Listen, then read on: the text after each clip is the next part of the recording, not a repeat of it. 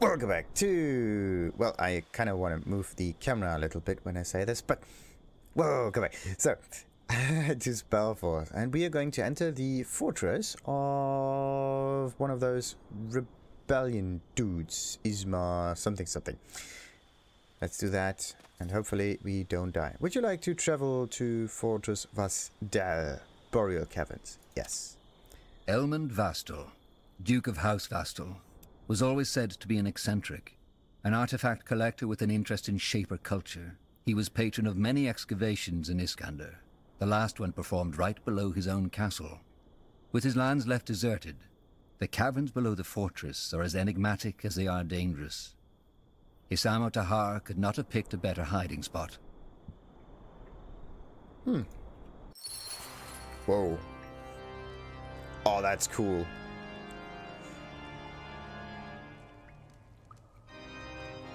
Thank goodness I changed depth of field. So much better. What is it? Would you like to travel to Prologue?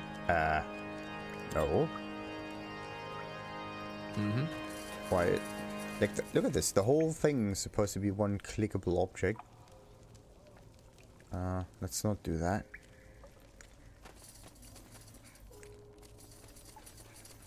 Oh, zombies. Zombies. Zombies. Undead!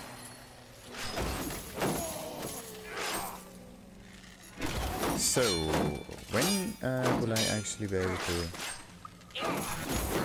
Oh.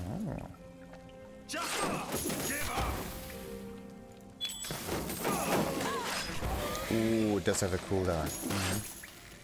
That one only has 3 uses. Uh-oh. Huh.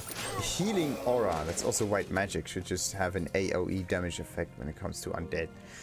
Weapons and abilities inflict one or several damage types, matching the resistances of armors.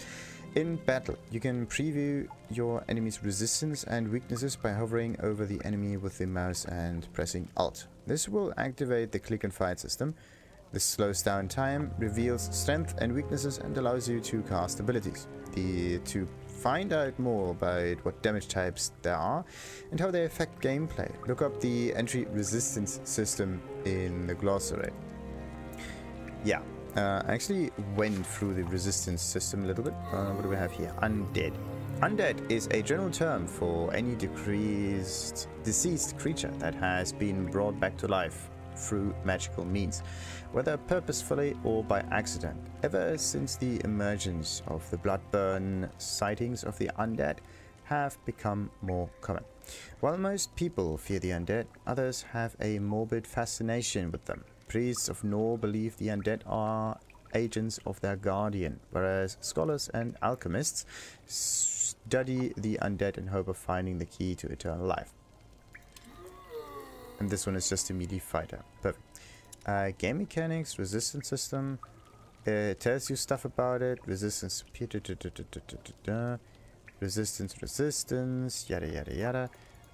But there is no deeper information on how the damage actually works. What about the ability system?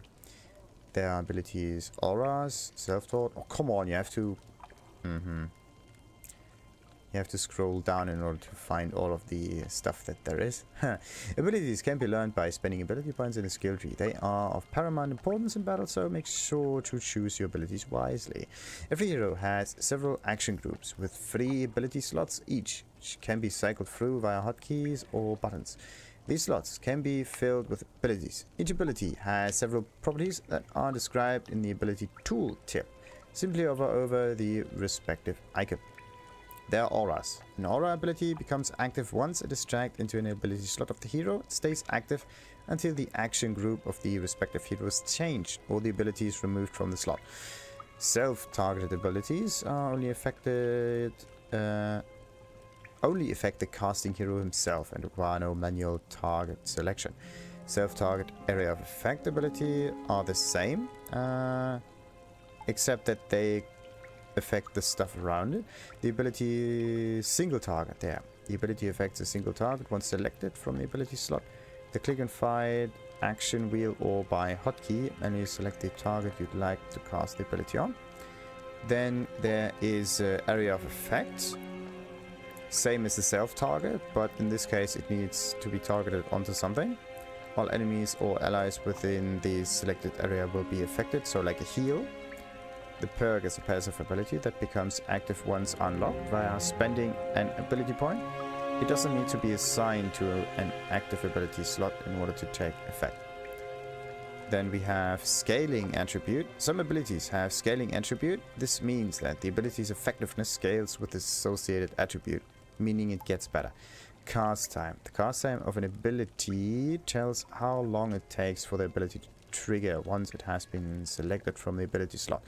The click and fight action wheel or by hotkey. Some abilities can interrupt the casting process, so be careful when using abilities with a long casting time.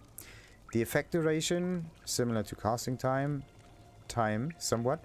The effect duration of an activatable ability tells you how long an ability effect remains active once triggered. If no duration is specified, the ability's effect is instantaneous. The cooldown tells you how long you need to wait until you can cast it again. Damage type. Most abilities deal a specific damage type. The damage type is defined in tooltip. And of course the cost is usually in focus, which will be taken from your focus pool once cast. Requirement is the level that you need in the ability tooltip. But this only makes sense if you want to select stuff. What do we have here? A padded black robe. Decent defense, good against black magic. Focus regeneration per second gets boosted. So, okay, I can't open the C menu. How does that work? Gwen. 0.15 focus regeneration is better, and your bleed out time is 10 times as long. Oh, now I know. I think you can be resurrected or brought back to life for a certain amount of time. And this bleed out time is what happens when you are bleeding out, basically. You have to be resurrected somewhat. Similar to the draconian or whatever thing. Because you're not a rune warrior that can just be resurrected at the next shrine or something. Would have been much easier this way though. So, locate the traitors. Yeah. Anytime soon. Much more interested in the loot now. Yes. Sure. So, what do we have here? Elven longsword and a dagger. Acknowledged. And acknowledged. Anything else in here?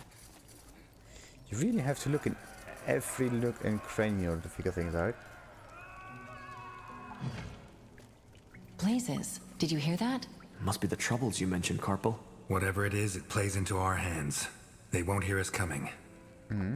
Revival charges allow you to revive your heroes at any activated godstone. You can assign workers to pray at godstones within your sectors in order to restore expired charges.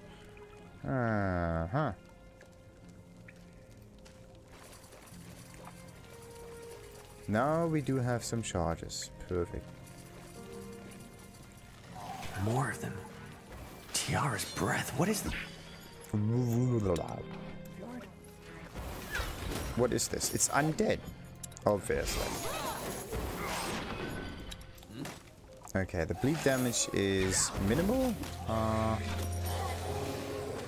Can be managed somewhat. That dude has no focus whatsoever.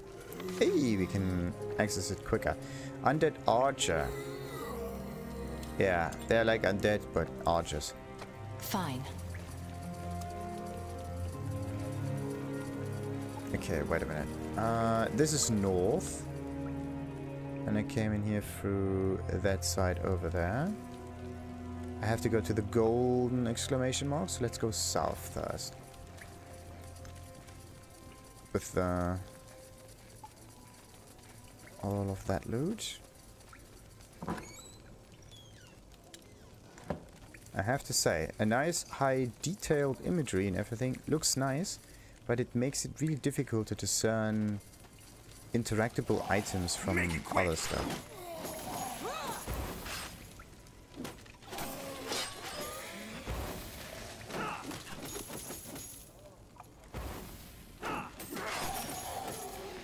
In this case, you definitely need a button to highlight objects. I think that there might be one. Understood. I'm just too lazy to check for now. Oh, there's more loot. Exactly what I mean. I'm looking for golden stuff. It's really difficult to see that. As you command. Kind of feels like one of those adventure games where you are constantly hovering over every single item in the hopes that something is changing on the cursor. So stuff happens. Okay. And also you can have 10 quick saves. And the last 10 of course will be kept. And the 11th one will be lost. Interesting lands. Status effect, what? That one is just gonna be bleeding to death. Charge! So, status effects are afflictions and blessings that are applied to targets by certain spells or attacks. There are positive and negative status effects. As a rule of thumb, positive status effects make your hero more powerful, whereas negative ones make them weaker. Some spells gain additional effects or become stronger when cast on a target that is currently being affected by a certain status effect. To find out, take a look at the spell's respective tooltip. To read up on what status effects there are, take a look at the respective glossary page.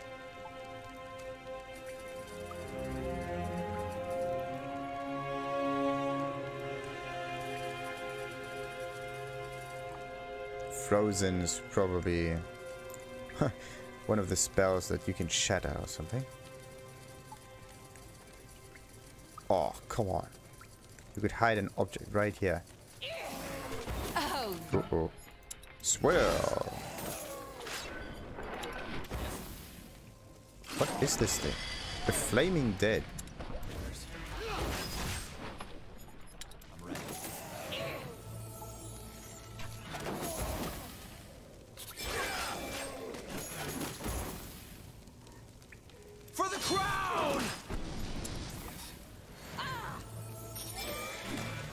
There we go.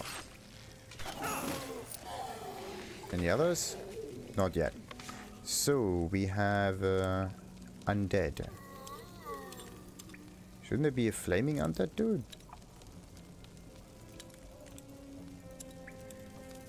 There we go. You have to switch it in order for it to refresh. Flaming dead. Ooh.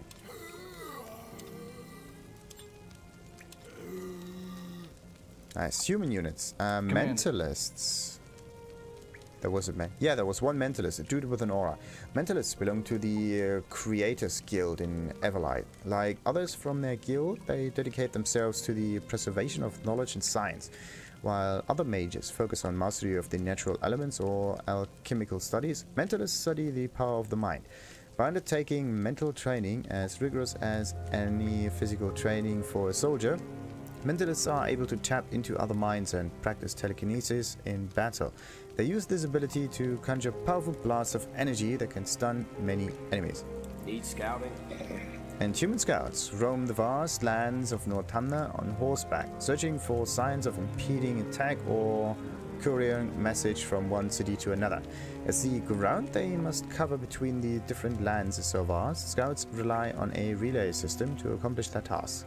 Cooperations between scouts is common, as one will pass a message to another to carry on to the next destination.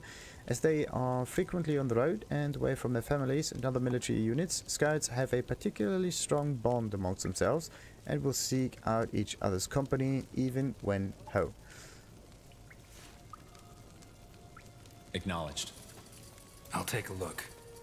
What do you have here? The excavated slabs are made from a peculiar kind of stone, like freshly polished alabaster. It is smooth to the touch and free of moss and earth. Right. Sure. Right. Elven battle axe, orcish great axe. Oh. There already are orcs in here. For now, it's just humans I need to fight. Onwards. Orcs didn't even appear at all. Nothing mystical happened yet. It's just human people having human problem. Let's go. Oh, there's a stone down here. What's this? The treasure of Io. What by Tiara is this place? What are these stone heads? That's a good question. Maybe there's a reason why Tahar picked this place for his rebellion. Maybe he picked it so that we have something to figure out. I'll take a look. Ah, glistening maze. Something slightly better. So what's the difference there? Just stats, or do they actually... Like, it's nice that it's rare, but come on. Deals additional white damage, additional damage type white.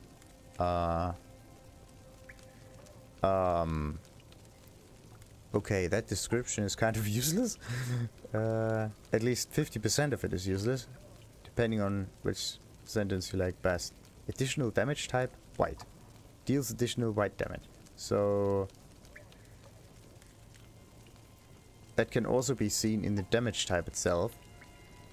It doesn't need to be in an effect. But okay. Let's take the loot. Explore the southern part of the dungeon. Done. There's a northern... No, and a northwestern part as well.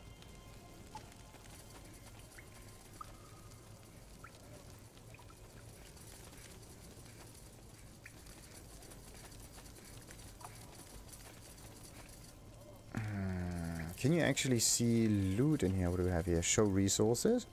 I can trigger buildings. Resources not so much. There are sectors, units, and quest markers. Okay. But you cannot show loot items. Similar things. Interesting. So who's... Oh no. Oh yes, I can sort it. Yes. Okay, if I click on sort, then the best stuff is at the top, and it starts with the weapons, goes through the armors.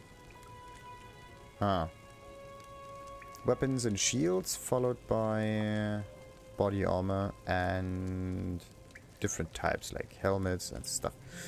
Interesting. And it's always good stuff, bad stuff, good stuff, bad stuff, good stuff, bad stuff. Now then, Ansem. Yep. Rare, strength. Let's give him this weapon. Let's turn him into the Paladin. Too bad, this dude. Maybe because he is some kind of a main character. Or it's some kind of a safekeeping thing. Or we will actually lose this dude and obtain a completely different character.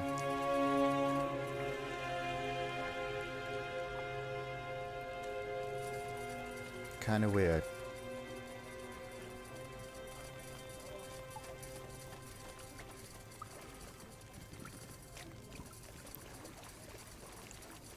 Oh, there's more golden stuff. The voices are getting louder. They must be further down the caves. That way? All right. And another head. Yes. You only see headpieces. You never see the body part of the statue, don't you? Of course. Similar to those Eastern Island ones, right? Not Eastern? Easter Island. For the queen! Bam! For the damage. Yes. Get ready. Okay, maybe I should put more damage onto it. 2 shots and his focus is down, and then it takes extremely long until it replenishes.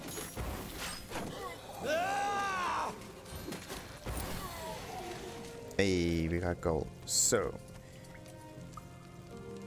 does the focus recharge faster once we are out of combat? I don't think so. Nope. Always the same speed. 0.45, 0.6, 0.2, and 0.2 again. So the two paladins shouldn't be used for mage-like thingies. And Gwen is actually the caster, and the main dude as well. The thing is, Let's go. the main guy is the one who's supposed to have leadership skills and auras only. So, ooh, Mirror of Darkness. Darkness. The mirror armaments, no, ornaments, have been designed and consecrated by the leader of the Purity himself, Randor Lacane. It is said that the Allfather came to Lacane one night and revealed how to create artifacts that would protect his flock from the defiling blight. The amulets are then given only to the most worthy members of the Purity of Light. The Mirror of Darkness protects the faithful from the trigger of black magic. Lacane says that black magic is the most despicable and seductive of all magic types, and that facing a mage using black magic is the ultimate test of faith in Arnia. Not just that, it's also the one that resurrects things. Well, not resurrects things, but it's a lazy people's magic. So it's a good people's magic. Make it quick. So let's go with how much focus is needed? 8 and 11. Let's go for this one. Maybe even use a shield bash afterwards. Bam. Oh, okay, now I understand the damage types. Stun is amazing. Intro. Open the portal now and kill.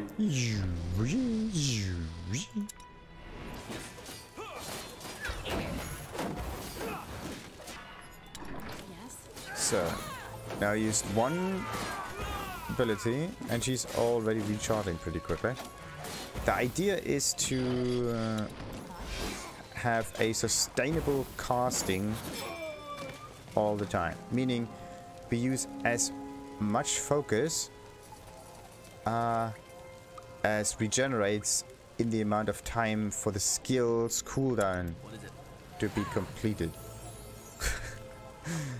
It's a bit convoluted, but yeah. We want the skill to be ready and castable all the time. That's what I mean. So, Blazers, Intruders, open the portal now and kill the rest. Uh-oh.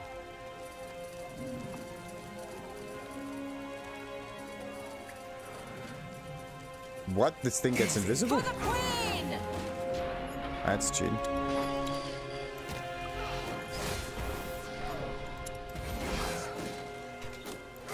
Wait, let's use this one. It's not that much damage.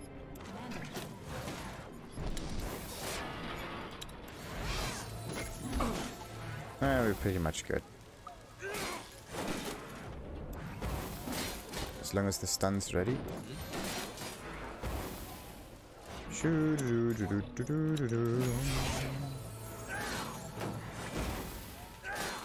Alright, Ghost Vanquished, or whatever that was. It is a unbroken one. Yeah. Corpses around the caster explode at regular intervals and damaging all enemies in the blast radius. What? Thank goodness I didn't experience that, otherwise I would be screwed.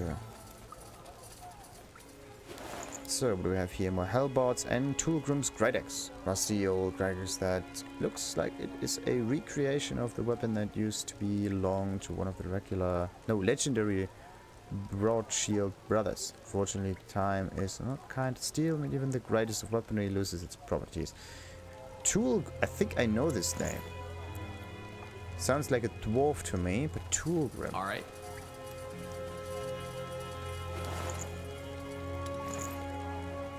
So there are a few down here. Yeah, I have to go down here and down there. Let's just rotate the camera a little bit so I can look for treasure.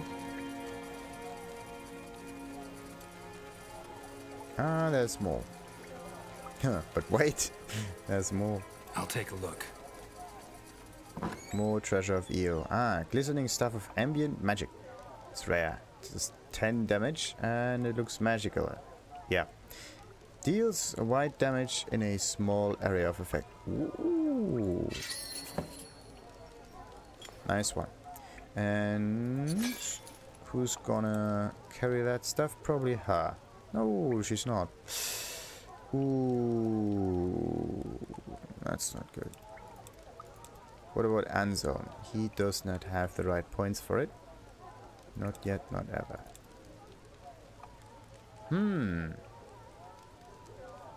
Yeah, the main guy can carry it, obviously. The AoE bonus damage is kind of cool. Attacks per second is the same.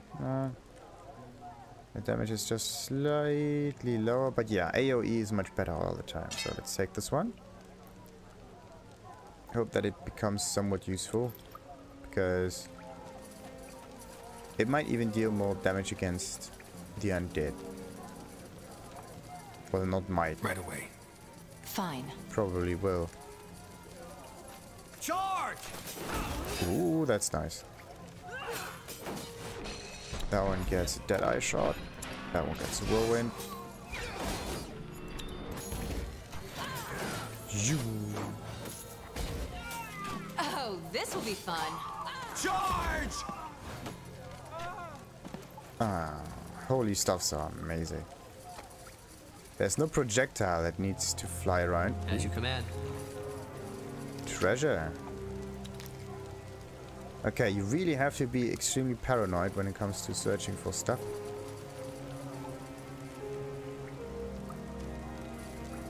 You don't see it at all. Okay, just for a few seconds. Let's look for a button that highlights interactable objects. Yeah, a button that highlights interactable objects. Let's start from the start.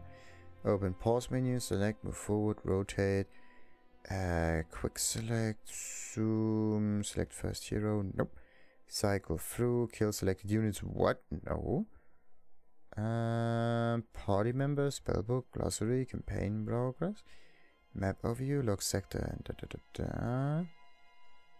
map overview, notify history, reply, take a screenshot, UI hiding, continue dialogue, form squads from selected disband, selected squad, okay, no. Follow camera, toggle economy mode. What is economy mode? Q commands, issue aggressive command. Add to current selection. Oh, that's neat. Access hero item quick slot. Ah, with shift. Well, it kind of becomes problematic because we have multiple heroes. Rotate camera. Click and fight. Hold this. Multiple ping and hold. Well, yeah, multiplayer. Show health bars. It's the minus thingy. Okay, it shows all the health bars that are maxed out, but nothing in there. Well, showing health bars and items would be one hotkey that could make sense.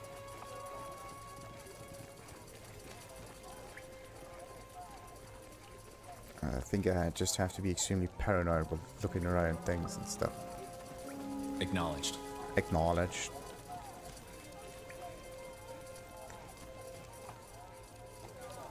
Extremely paranoid. Oh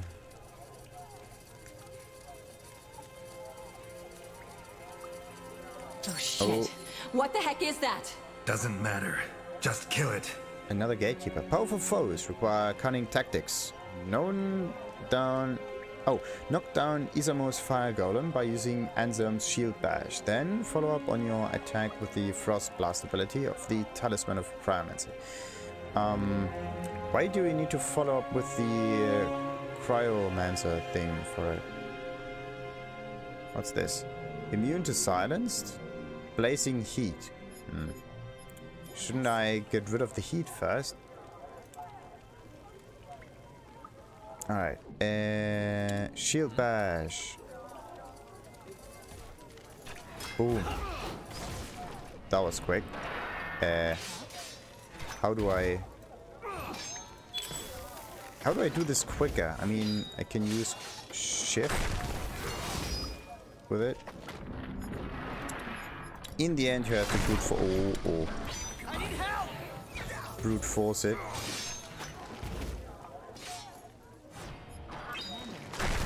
Killed one of our heroes. You can help fallen heroes back up by having another party member select and using right mouse button to the fallen hero. Yes. This dude. Killed one of our heroes. Oh no. Oh no. Resurrection does take a very long time. It's the amulet. It's the amulet.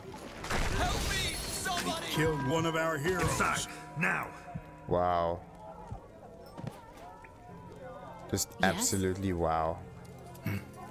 On your feet. Thank goodness I have We're this not talisman done of yet. second chance. I think I need to buy multiples of these. Ah, Jesus. Okay, wait a minute. When was the last time I saved? That was the quick save? Before or after everything went live?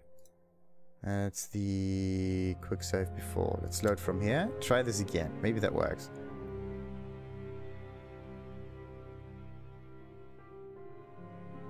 Oh.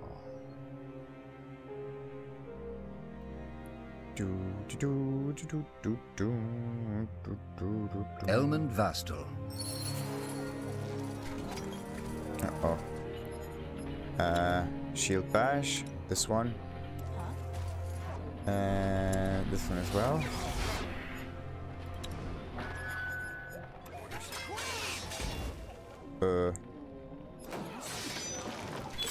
There we go. Oh no. Always have a decent amount of healing. I think he might also be immune to bleeding when it comes to that. Yes? Oh, Orders. Blazes! I need help! oh no. He's dead. Killed one of our heroes. Shite. Onwards. Shite. Orders? Yes. Made up your mind right away.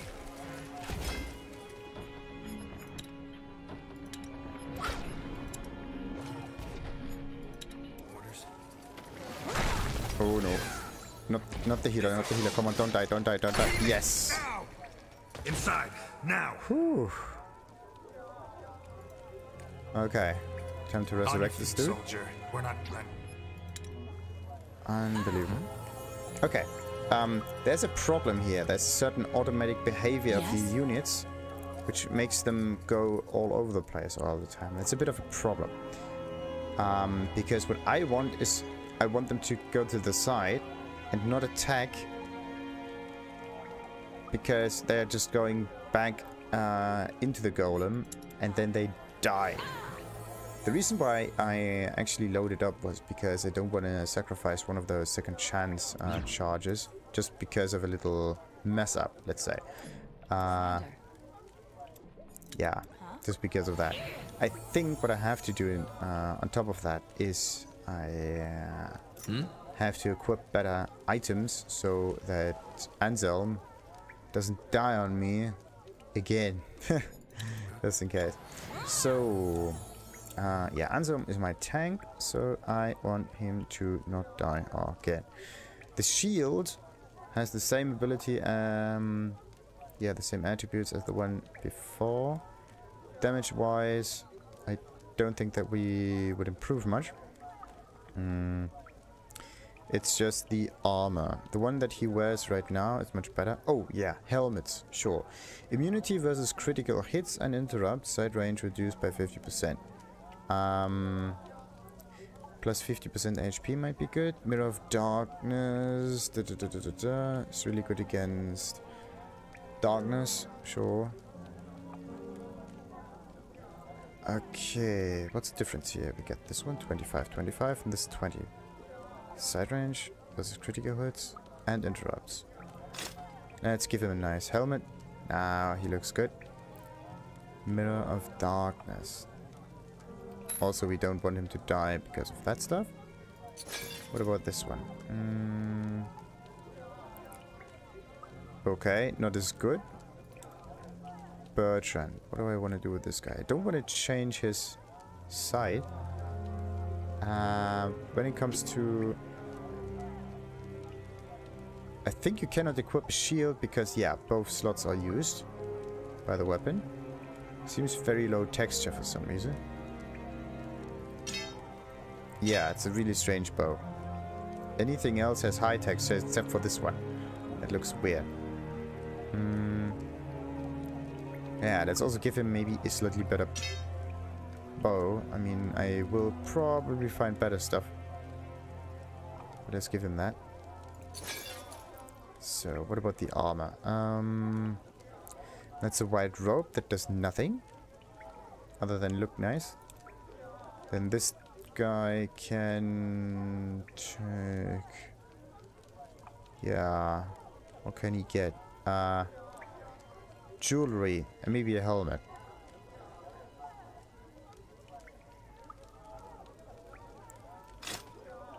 Yep.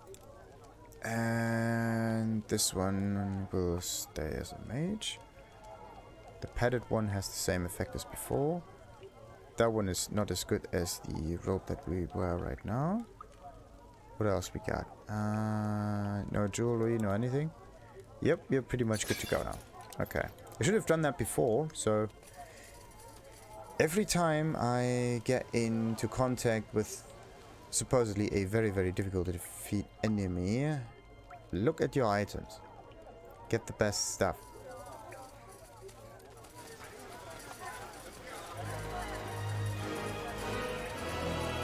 What the?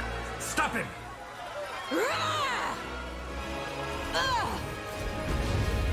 Gwen! This is just the beginning. No! Okay. Anselm. Anselm! Sir? Get a healer in here to take care of your sister. She's dead, sir. And get a mage. Maybe he can track where that portal led. Wait. General? What? I think this one is still alive. Wonderful. A treacherous traitor. Remove that sack. I believe explanations are in order.